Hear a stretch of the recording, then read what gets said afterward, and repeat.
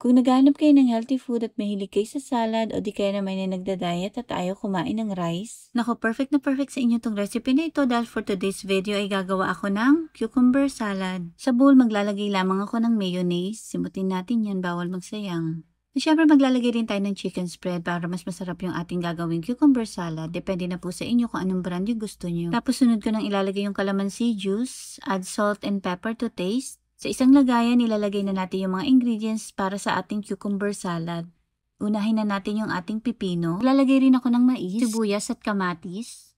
Yung egg na nilaga natin kanina. Naglagay rin ako ng canned tuna. Depende na sa inyo kung anong brand. Ilalagay ko na yung salad dressing na ginawa natin kanina. At syempre hahaluin ko ito ng mabuti. At ayan, tapos na. Ganun lang kasimple at kadali. Ready na yung ating cucumber salad. Perfect recipe din ito para sa mga nagda-diet or ayaw kumain ng rice. Sakto, dinner na pala. Hindi na ako magluluto. Ito na yung kakainin ko.